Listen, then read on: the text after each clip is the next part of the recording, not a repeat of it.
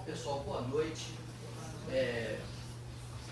Antes de a gente começar, vamos combinar algumas coisas, tá bom? Ontem à noite, lá no Casa Grande, o Chico Buarque e o Caetano Veloso se apresentaram, cantaram. Hoje, não sei se vocês sabem, o Milton Nascimento está cantando no Municipal.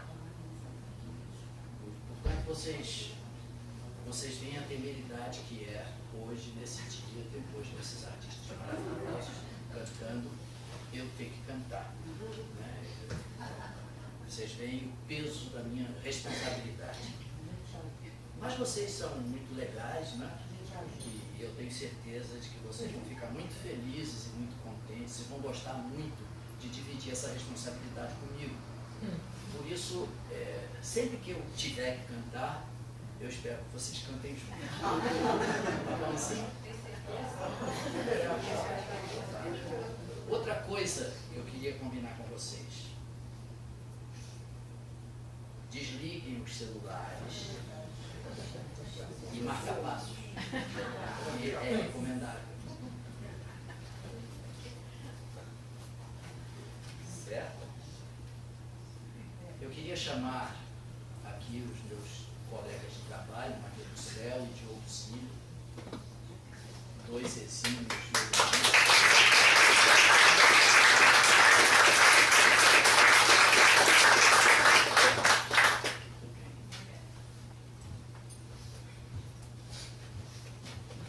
eu acho que a gente pode começar. Eu quero pedir licença a vocês, eu reservei 2 lugares para 2 pessoas muito importantes no meu coração. Elas certamente vão chegar e eu vou indicar os lugares para elas, tá bom?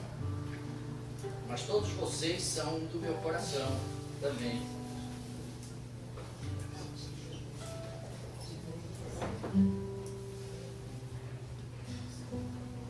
Ele disse que eu apertasse.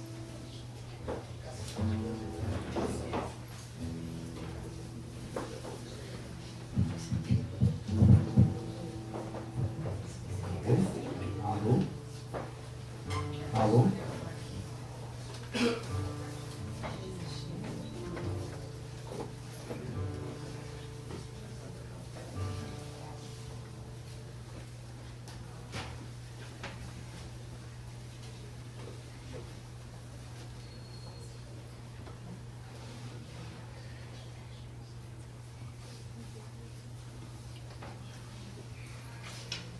O haver, um trecho desse poema belíssimo chamado O Haver. Resta, acima de tudo, essa capacidade de ternura, essa intimidade perfeita com o silêncio. Resta essa voz íntima pedindo perdão por tudo. Perdoai-os, porque eles não têm culpa de ter nascido. Resta esse antigo respeito pela noite, esse falar baixo, essa mão que tateia antes de ter, esse medo de ferir tocando, essa forte mão de homem cheia de mansidão para com tudo quanto existe. Resta essa imobilidade, essa economia de gestos, essa inércia cada vez maior diante do infinito, essa gagueira infantil de quem quer exprimir o inexprimível, essa irredutível recusa à poesia não vivida. Resta essa comunhão com os sons, esse sentimento da matéria em repouso, essa angústia da simultaneidade do tempo, essa lenta decomposição poética em busca de uma só vida, uma só morte, um só Vinícius.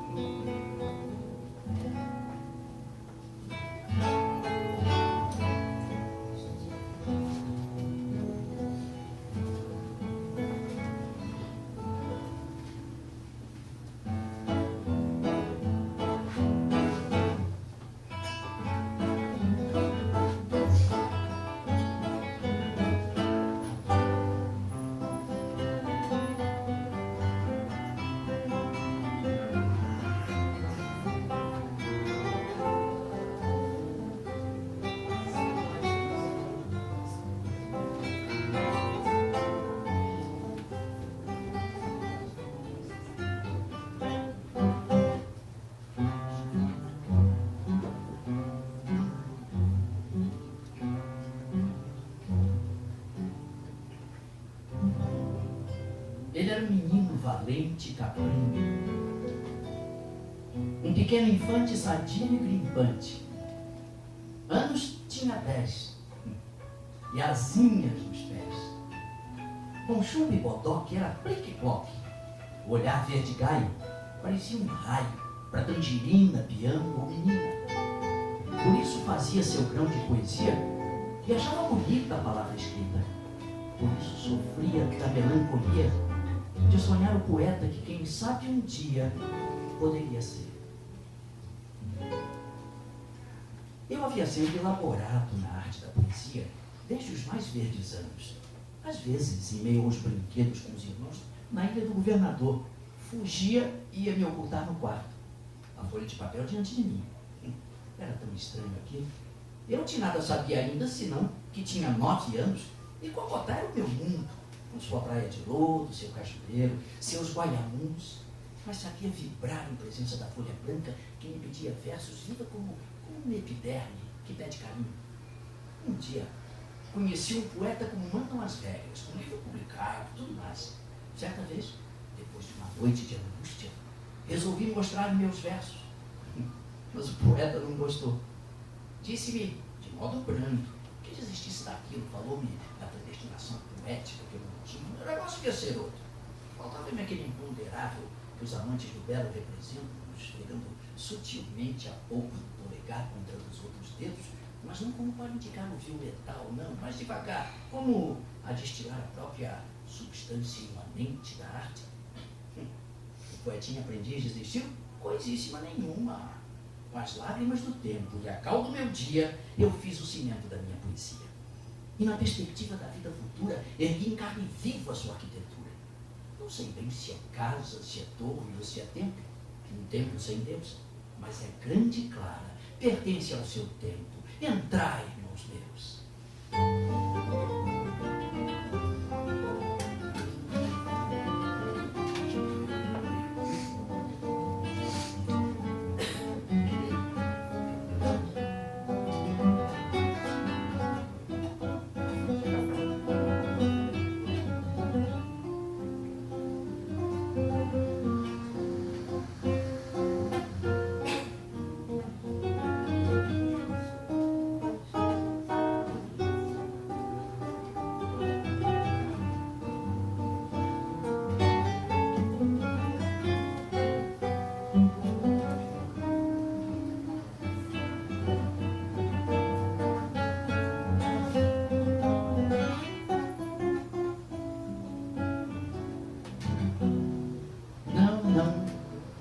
Solidão é a do ser que não ama.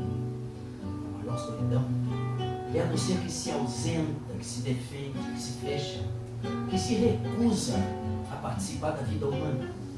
A maior solidão é a do homem encerrado em si mesmo, no absoluto de si mesmo, e que nunca lhe impede o que ele pode dar de amor, de amizade, de socorro. O maior solitário é o que tem medo de amar, o que tem medo de ferir e de ferir-se. O ser casto da mulher, do amigo, do povo, do mundo, esse queima como uma lâmpada triste, cujo reflexo entristece também tudo em torno. Ele é a angústia do mundo que reflete. Ele é o que se recusa às verdadeiras fontes da emoção, as que são patrimônio de todos, e encerrado em seu duro privilégio, semeia pedras no alto de sua fria e desolada torre.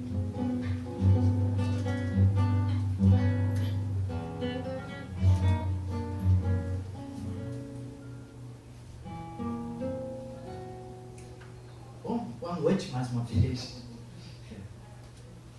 Muito obrigado pela presença de vocês. O que vocês acabaram de ouvir foi uma pequena colagem de poemas, crônicas e canções do nosso querido Vinícius de Moraes. Poeta, compositor, diplomata, Vinícius teria hoje, ou melhor, faria, no mês que vem, em outubro, 99 anos, já que ele nasceu em 1913. Formou-se em Direito pela antiga Faculdade do Catete, no Rio de Janeiro, o prédio existe. Estudou literatura inglesa em Oxford, na Inglaterra. Serviu como diplomata em Paris, Los Angeles e Montevidéu. E é mais conhecido entre nós, principalmente pela geração mais jovem, como compositor e autor de letras memoráveis, como a letra de Insensatez que vocês acabaram de ouvir, a música que vocês acabaram de ouvir. A música. No entanto, e a parte disso tudo, Vinícius de Moraes foi um dos maiores poetas brasileiros. E isso é unanimidade, um dos maiores sonetistas da língua portuguesa. Vocês certamente perceberam que ouvindo, que foi apresentado até aqui, que um dos temas recorrentes da obra poética, musical de Vinícius, é o tema da solidão. De fato, ele foi um homem que se recusou terminantemente à solidão, vivendo cercado de amigos, amando as mulheres, participando o quanto pôde das lutas do seu tempo, obcecado, enfim, por aquilo que ele próprio chamou de a arte do encontro. Para Vinícius, vocês sabem, a vida era a arte do encontro. Isso que nós estamos exercitando aqui hoje, não é verdade?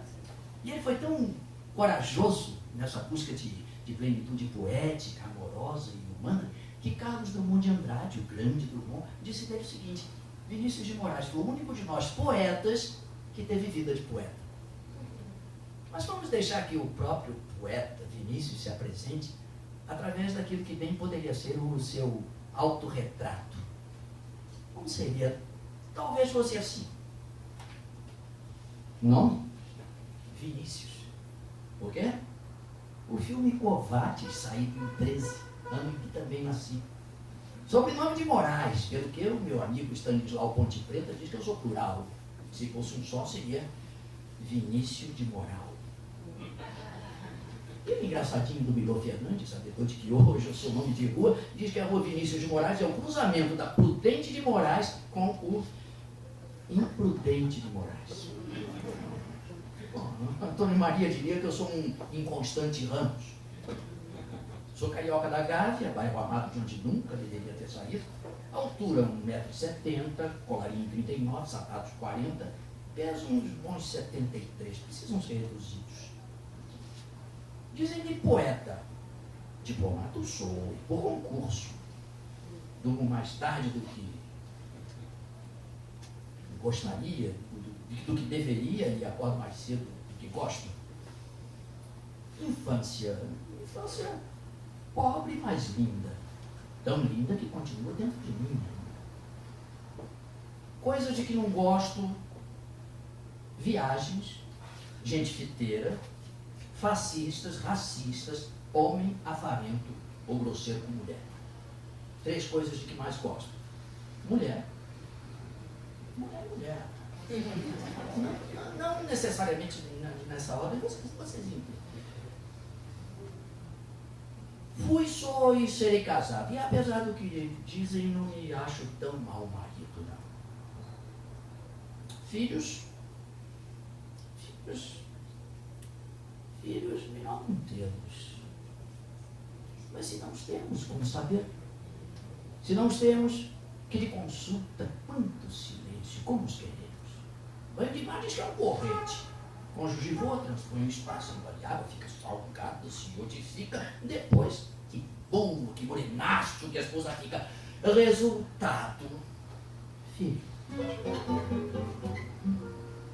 Então começa por minha ação. Cocô está branco, cocô está preto, deve amoníaco, comeu botão, filhos, melhor não tê-los. Noites de insônia, cães prematuras, prantos convulsos, pergunto Deus salvaio, filhos são demo, melhor não tê-los. Mas se não os temos, como saber? Como saber que macieza nos seus cabelos, que cheiro doce na sua carne, que gosto morno na sua carne? Chupam de leite, bebem shampoo, até um fogo do quarteirão. Porém, que coisa louca, que coisa linda que os filhos são.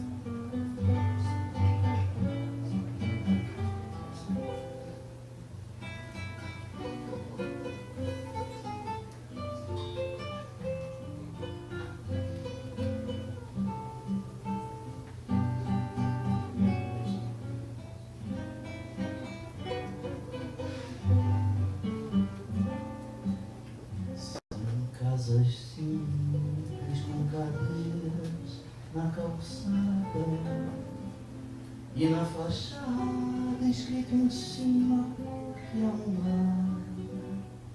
Pela varanda, flores tristes e baldias, com alegria que não tem onde encostar.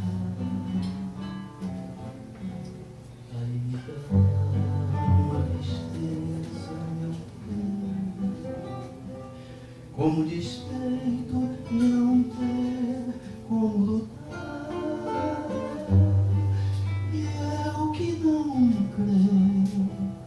Peço a Deus por mim. É gente humilde, que vontade de chorar.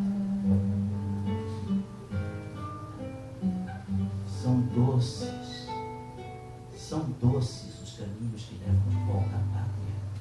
Não a pátria amada de verdes mares bravios, a mirarem o berço esplêndido, o esplendor do Cruzeiro do Sul. Não, mas há uma outra, mais íntima, pacífica e habitual. Uma cuja terra se comeu em criança, uma onde se foi menino ansioso por crescer, uma onde se cresceu em sofrimentos e esperanças, plantando canções, amores e filhos ao sabor das estações. Era o dia 13 de dezembro de 1968, dia em que foi instaurado aqui no Brasil, pela ditadura militar, o ato institucional número 5, de triste memória. Vinícius, nessa época, estava fazendo um show em Portugal com Baden Powell, quando soube, então, dessa terrível notícia.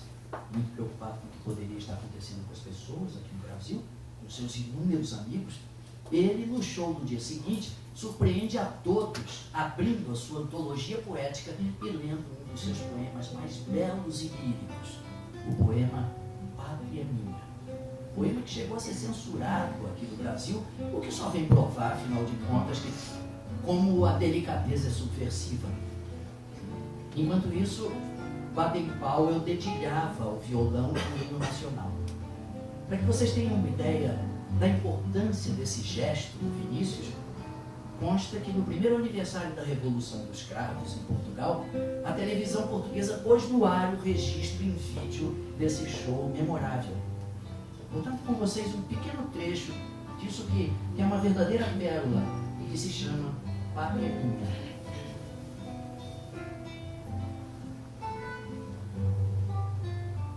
A minha pátria é como se não fosse. É íntima doçura e vontade de chorar. Uma criança dormindo da minha pátria, por isso no exílio, assistindo dormir meu filho, choro de saudades de minha pátria. Se me perguntarem o que é a minha pátria, direi, não sei. De fato, não sei quanto, quando e por que a minha pátria. Mas sei que a minha pátria é a luz, o sal e a água que elaboram e liquefazem a minha mágoa em longas lágrimas amargas. Vontade de beijar os olhos de minha pátria, de niná-la, de passar-lhe a mão pelos cabelos. Vontade de mudar as cores do vestido ao verdes tão feias de minha pátria sem sapatos e sem meias. Pátria minha tão pobrinha, porque te amo tanto, pátria minha. Eu, que não tenho pátria. Eu, semente que nasci do vento. Eu, que não vou e não venho. Eu, que permaneço em contato com a dor do tempo. Eu, elemento de ligação entre a ação e o pensamento.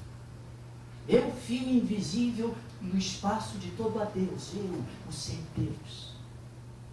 Tente, no entanto, em mim como um gemido de flor. Tente como um amor morrido a quem se jurou. Tente como uma fé sem dogma. Tente em tudo em que não me sinto a jeito nesta sala estrangeira, com lareira e sem pé direito.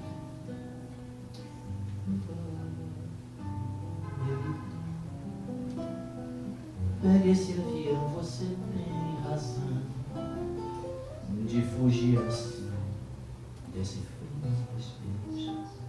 O meu Rio de Janeiro, antes que me aventureiro, se te direi o nome. Teu nome é pátria amada, é patriazinha, não rima com mãe gentil. Vives em mim como uma filha que és, uma ilha de ternura, a ilha Brasil, talvez. Pede perdão pela duração dessa temporada, mas não diga nada que me viu chorando e pros pesada diz que for levando, vê como é que anda aquela vida à toa, e se puder me manda uma notícia boa. Uma notícia boa. Uma notícia boa. Uma notícia boa.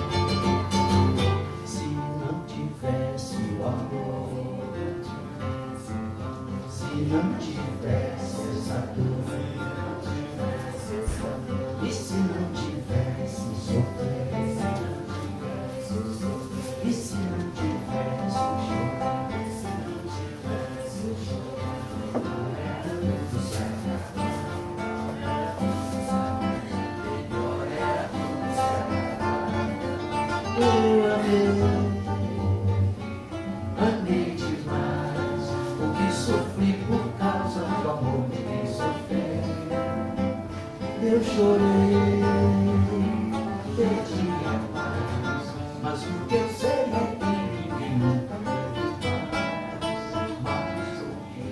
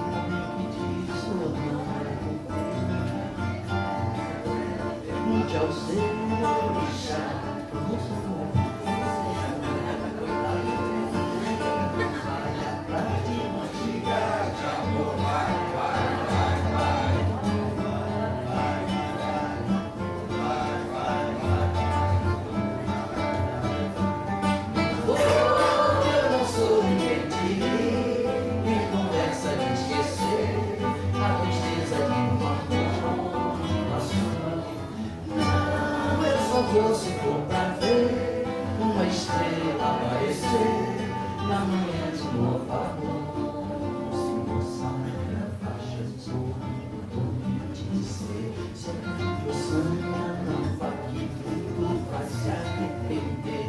Pergunte ao seu orixá, o amor só é possível ver.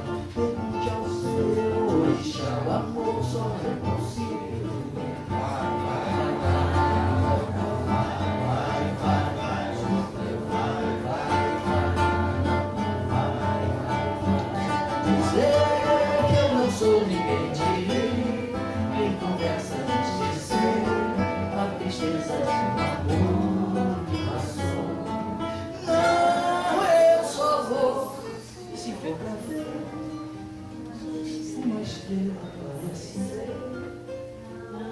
estrela apareceu na manhã de novo. Uma salva de palmas para você.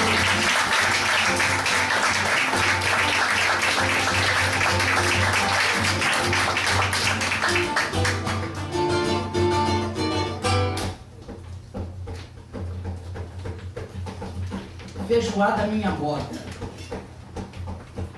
Amiga Helena San Girardi, conforme um dia eu prometi, onde confesso que esqueci, e embora perdoe tão tarde, melhor do que nunca, este poeta, segundo manda boa ética, envia-lhe a receita poética de sua feijoada completa. Em atenção ao adiantado da hora em que abrimos o olho, o feijão deve, já acatado, nos esperar feliz de molho. E a cozinheira, em respeito à nossa mestria na arte, já deve ter tapucado preto e preparado e posto à parte os elementos componentes de um saboroso refogado. Tais, cebolas, tomates, dentes de alho e o que mais for azar. Tudo picado desde cedo, de feição a sempre evitar qualquer contato mais vulgar às nossas nobres mãos de areia. Enquanto nós, os toques no que não nos seja contente, vigiaremos o cozimento tomando o nosso whisky on the rocks. Uma vez cozido o feijão, às 4 horas, fogo médio, nós, bocejando nosso tédio, nos chegaremos ao fogão, em elegante curvatura, pé adiante, o braço às costas, provaremos a rica negrura, por onde devem boiar postas de carne seca suculenta, cocos paios, médio, tocinho, nunca orelhas de bacurinho que a tornam em excesso opulenta. E atenção, segredo modesto, mas meu, no tocante à feijoada, uma língua fresca, pelada, posta a cozer com todo o resto. Feito o quê? Misture esse caroço bastante, que pinhão assado, junta-se ao belo refogado, de modo a ter-se um molho grosso, que vai de volta ao caldeirão, onde o poeta, em bom agouro, deve esparcir folhas de louro, com um gesto clássico e pagão. Inútil dizer que incremente, se chama parte desta lista, devem fritar todas contentes lindas rodelas de linguiça. Enquanto ao lado, em fogo branco, desmilinguindo, silicoso, deve também se estar fritando torresminho delicioso, em cuja gordura de resto, melhor gordura nunca houve, deve depois frigir a couve picada em fogo alegre e presto. Uma farofa tem seus dias, porém que seja na manteiga. A laranja gelada em fatias, seleta ou da Bahia, e chega só na última cozedura. Para levar à mesa, deixa-se cair um pouco da gordura da iguaria e mexa-se.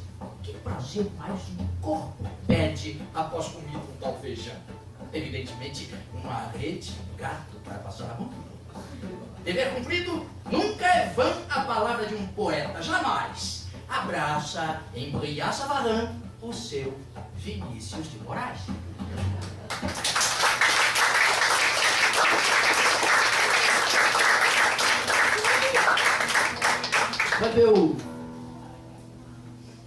Quando eu li esse poema, das primeiras vezes, chegando à última estrofe, eu sempre entendia que Vinícius de Moraes mandava um abraço para a amiga Helena San Girardi, que estaria em Brillat Savarin, tão longe, né? Como foi minha surpresa quando um dia, lendo uma revista, eu me dei conta de que Brillat Savarin foi um francês que, em 1826, escreveu o primeiro livro de gastronomia do mundo. Chamava-se A Fisiologia do Gosto. Daí ele se declarar irmão de Helena San Girardi em Brillat Savarin. Vocês veem que Vinícius também é cultura.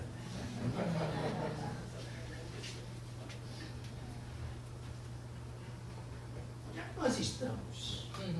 A feijoada. Feijoada, muito bem. Ah, sim.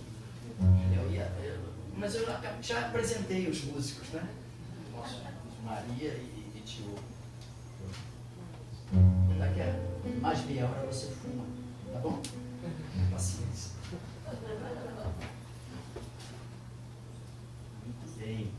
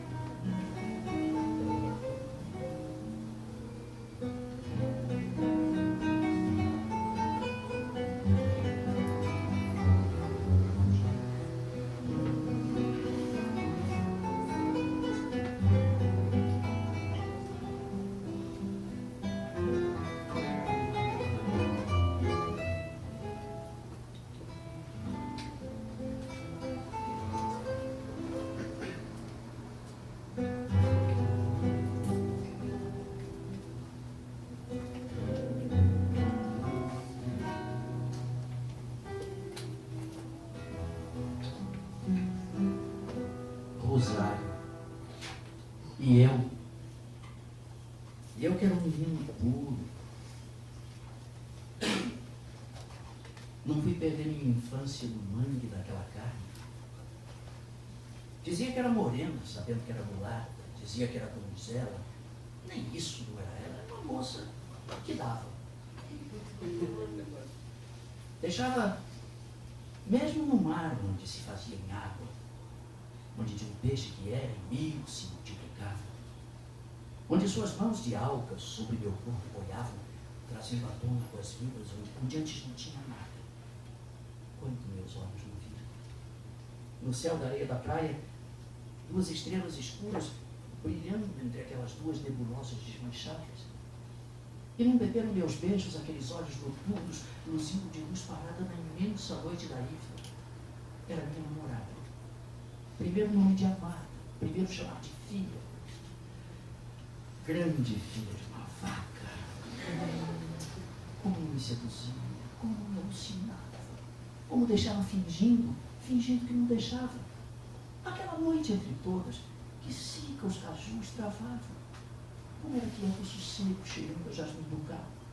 Lembro que nem se mexia o ar esverdeado. Lembro que longe, nos longes, um gramofone tocava. Lembro dos seus anos 20, junto aos meus 15, deitado sob a luz verde da lua. Ergueu a saia de um gesto, ou sobre a perna dobrada, mordendo a carne da mão e olhando sem dizer nada, enquanto jazente eu via como uma anêmona na água, a coisa que se movia ao vento que a farfalhava. Toquei-lhe a dura pevídia do pelo que aguardava, e beijando-lhe a coxa fria com gosto de cana brava. Sentia a pressão do dedo desfazer-se desmanchada como um dedal de segredo, a pequenina castanha rulosa de ser tocada.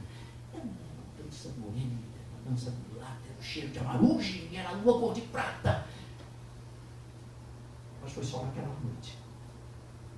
Passava dando risada, carregando os peitos loucos, quem sabe para quem sabe. Mas como me seduzia a negra visão escrava daquele feixe de águas que sabia ela guardava no fundo das coxas frias. Mas como me desbracava na areia mole e macia, a areia me recebia e eu baixinho me entregava com medo que Deus ouvisse os gemidos que não dava. Os gemidos que não dava por amor do que ela dava aos outros de mais idade, que a carregaram da ilha para as ruas da cidade. Meu grande sonho da infância, a angústia da mocidade.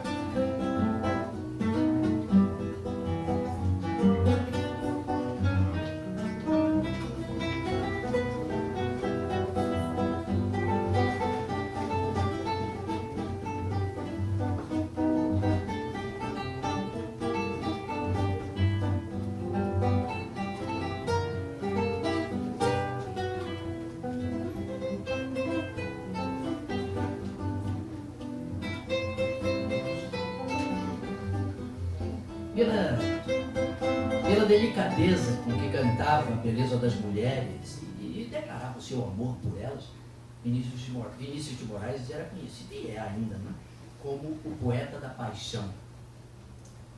Se cabe ao poeta, esse artífice das palavras, inventar e reinventar sentido dessa coisa tão misteriosa que nós chamamos de amor, Vinícius de Moraes terá sido, entre os poetas brasileiros, aquele que encontrou as palavras mais plenas, as metáforas mais reveladoras para falar de e para viver um grande amor. Para viver um grande amor, preciso muita concentração e muito siso. Muita seriedade e pouco riso. Para viver um grande amor, mistério é ser um homem na sua fé. Você ficou cheio de colher, não teria um favor? Conta pontos, saber fazer coisinhas. Ovos mexidos, camarões, sopinhos, molhos, estrogonofes, comidinhas para depois do amor. E o que há de melhor que ir para a cozinha e preparar com amor uma galinha com uma rica e gostosa farofinha para o seu grande amor. Para viver um grande amor, é muito, muito importante viver sempre junto. E se é impossível, um só defunto, para não morrer de dor. Deve-se ter um cuidado permanente, não só com o corpo, mas também com a mente. Pois qualquer baixo seu a amada sente e esfria um pouco na mão. Há de ser bem cortês, sem cortesia. Doce e conciliador, sem covardia. Saber ganhar dinheiro com poesia, para viver um grande amor.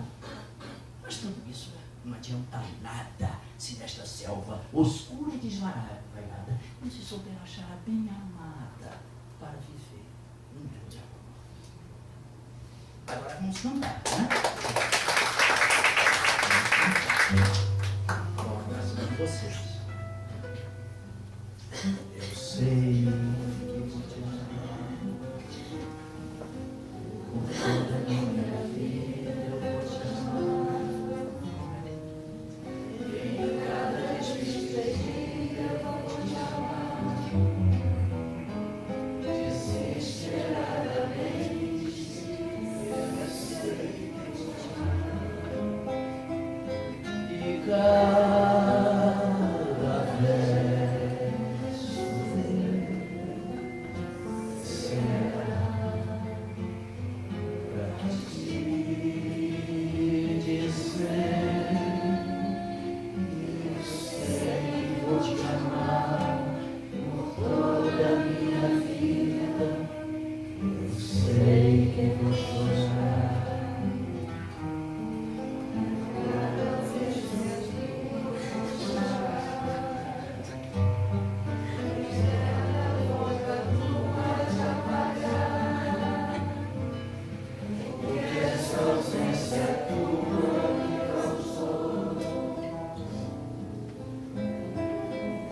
Sei que vou sofrer a eterna desventura de viver,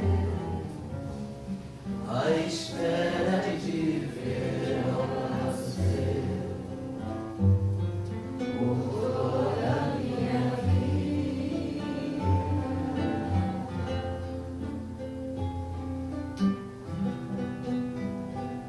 De tudo o meu amor seria tanto antes, e com tal zelo e sempre, e tanto, que mesmo em face de maior encanto, dele se encante mais meu pensamento.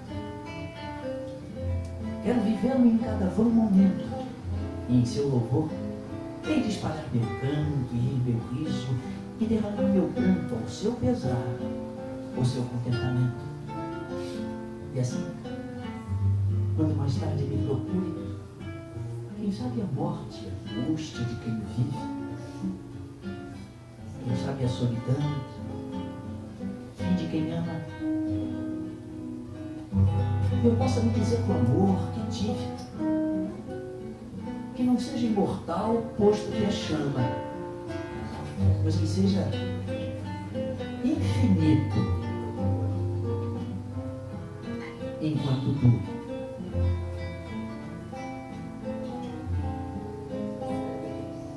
Eu sei que vou sofrer a eterna desventura de viver, à espera de te ver ao nascer,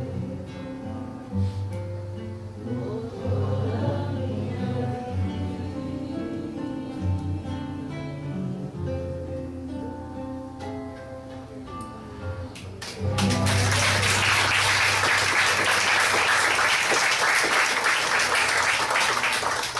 Hoje em dia é quase impossível cantar Eu Sei Que Vou Te Amar sem dizer o soneto de fidelidade, né? Virou quase um bordão nacional.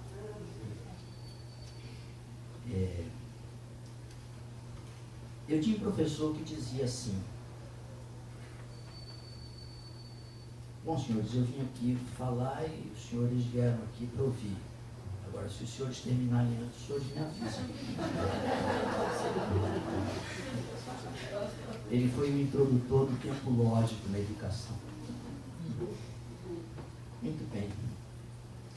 Quem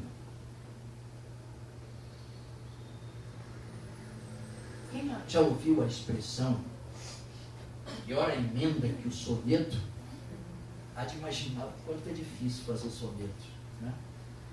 No entanto, Vinícius, pela liberdade que tinha de transitar por esse verdadeiro labirinto de 14 versos, foi aquele que, depois da Semana de Arte Moderna de 22, que execrava os sonetos e os sonetistas.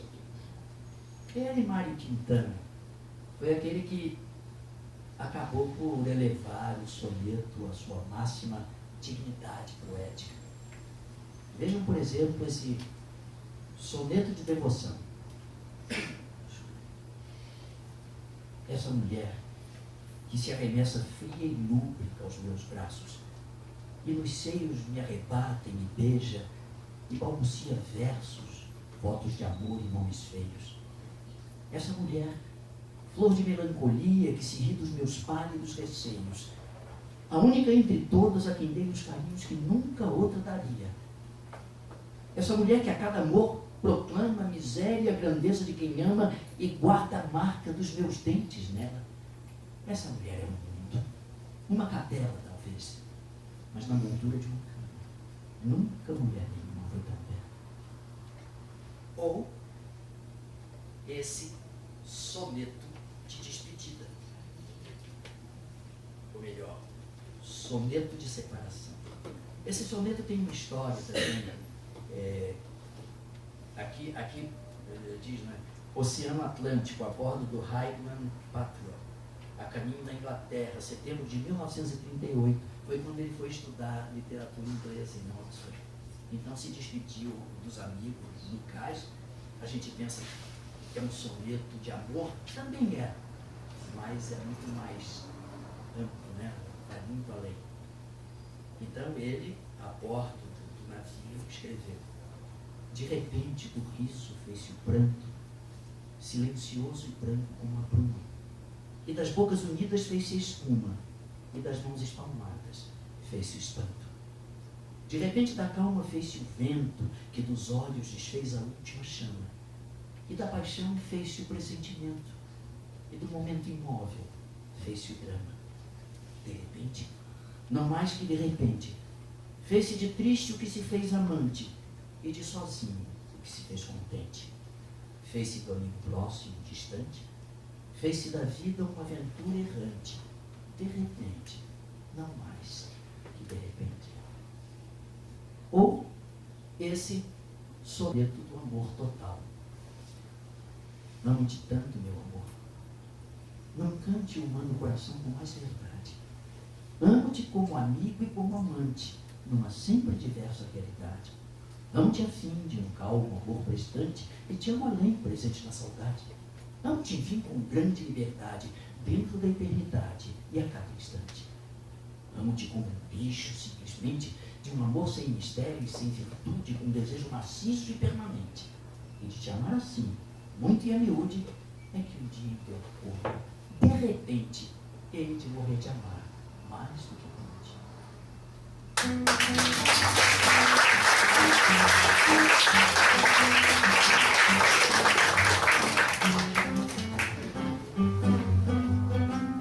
essa música se chama Loura ou Morena.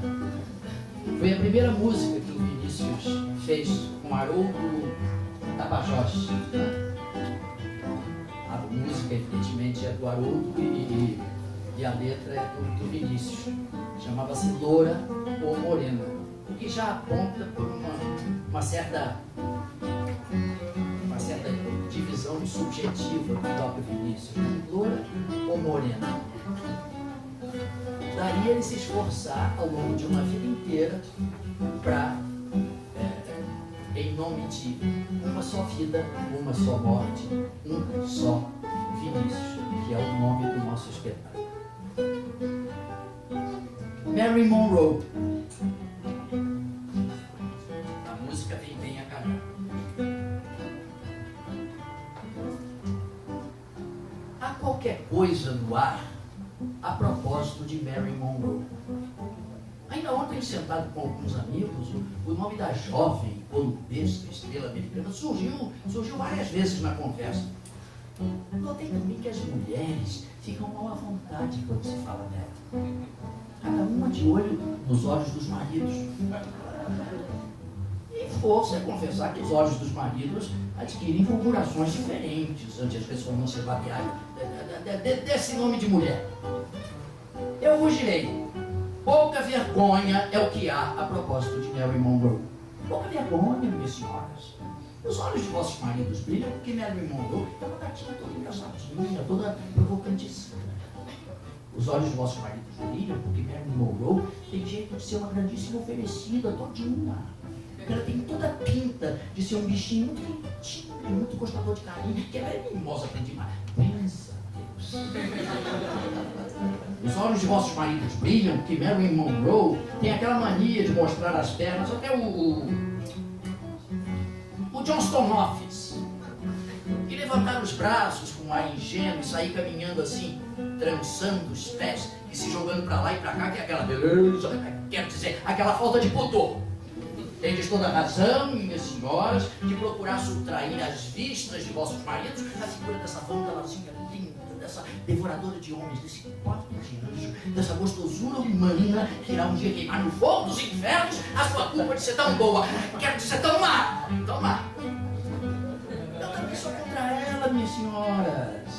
Trata-se, no fundo, de uma menina vulgar, de uma mascarada de chiclete, de uma ondina perigosa ante a qual todos os homens tementes devemos nos persignar. Abaixo Mary Monroe, minhas senhoras, todo o poder a Silvana Companhia.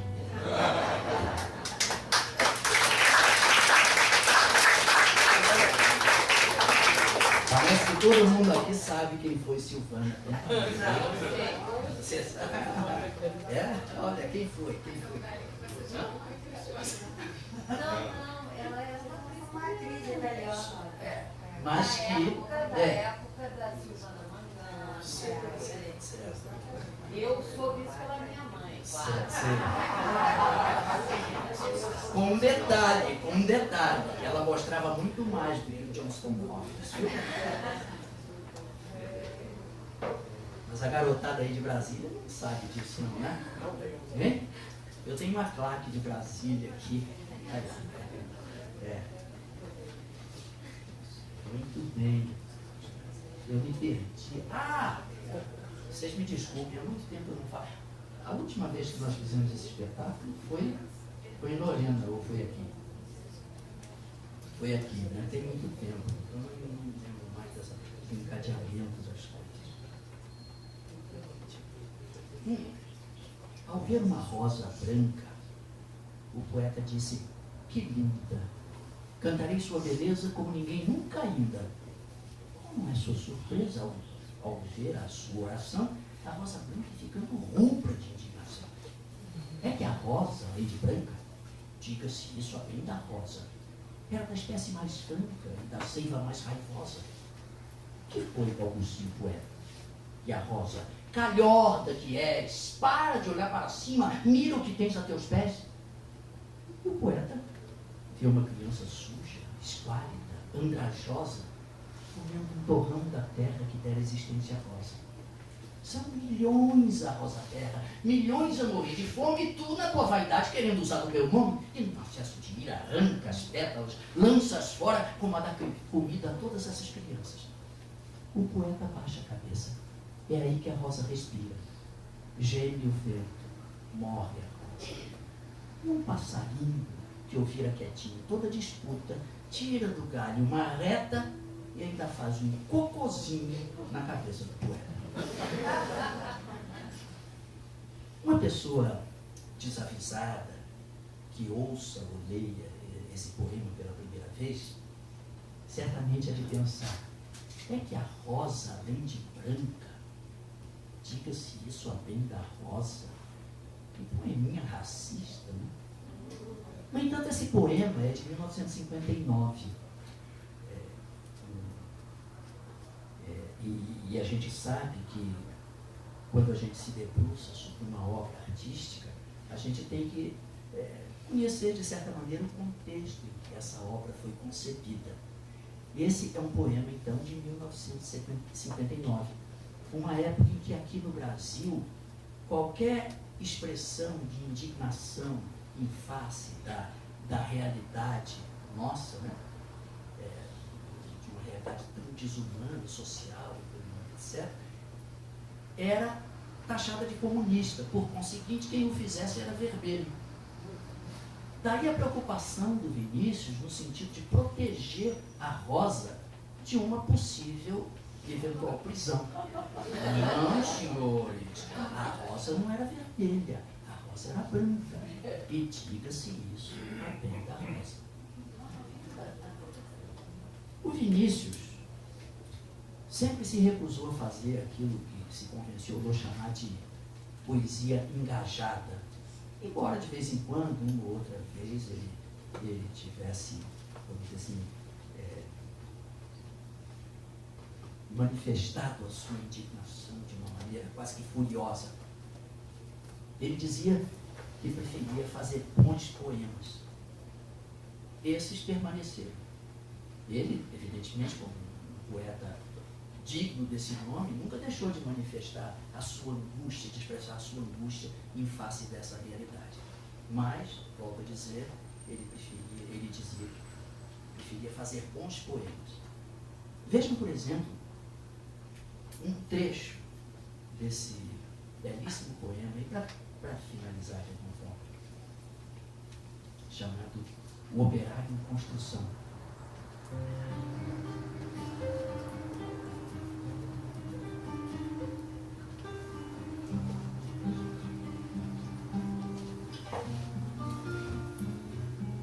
Era ele que erguia casas, onde antes só havia chão. Como um pássaro sem asas, ele subia com as casas que lhe brotavam da mão, mas tudo desconhecia de sua grande missão. Não sabia, por exemplo, que a casa de um homem é um templo sem religião. Como tampouco sabia que a casa que ele fazia, sendo a sua liberdade, era a sua escravidão. De fato, como podia um operário em construção compreender por que um tijolo valia mais do que um pão? Tijolos ele pilhava com pá, cimento, esquadria, quando algum ele comia, mas fosse comer tijolo. E assim o operário ia, com suor e com cimento, erguendo uma casa aqui, adiante um apartamento, além uma igreja, à frente um quartel e uma prisão. Prisão de que sofreria, não fosse eventualmente um operário em construção. De forma que certo dia, à mesa, ao cortar o pão, o operário foi tomado de uma súbita emoção, ao constatar assombrado que tudo naquela casa, garrafa, prato, facão, tudo que existia, era ele que nos fazia. Ele, humilde operário em construção. Olhou em torno, gamela, vidro, parede, janela, casa, cidade, nação, tudo que existia, era ele que me fazia. Ele, humilde operário, um operário que sabia exercer a profissão. Ah, homens de pensamento, não sabereis nunca o quanto aquele humilde operário soube naquele momento. Naquela casa vazia que ele mesmo levantara, um mundo novo nascia de que sequer suspeitava. O operário olhou, emocionado, a sua pobre mão de operário em construção, e olhando bem para ela, teve uma segunda impressão de que não havia no mundo coisa que fosse mais bela. Foi dentro da compreensão deste instante solitário que tal sua construção cresceu também o operário. Cresceu em alto e profundo, em largo e no coração. E como tudo que cresce, ele não cresceu em vão, pois além do que sabia exercer a profissão, o operário adquiriu uma nova dimensão, a dimensão da poesia. E agora vamos cantar.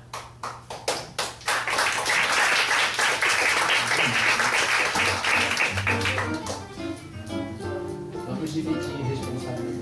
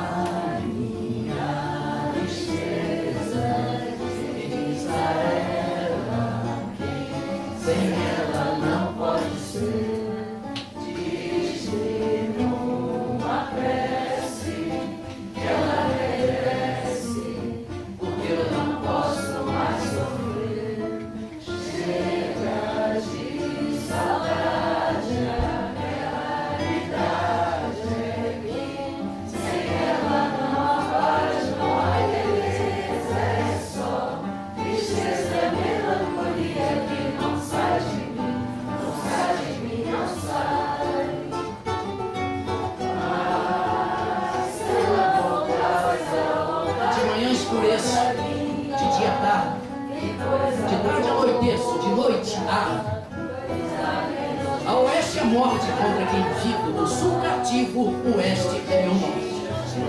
Outros que contem passo por passo, eu morro ontem, nasço amanhã, ando onde há espaço. Meu tempo é quando.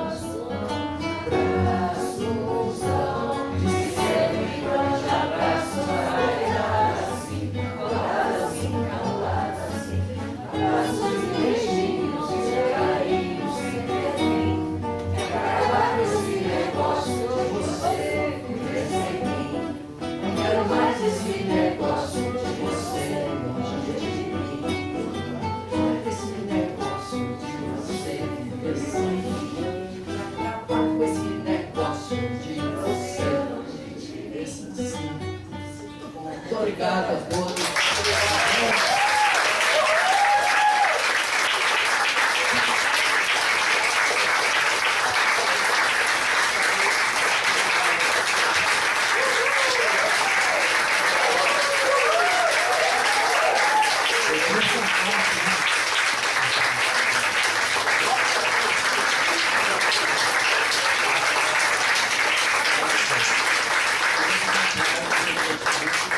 Nós dividimos com o Vinícius de Moraes.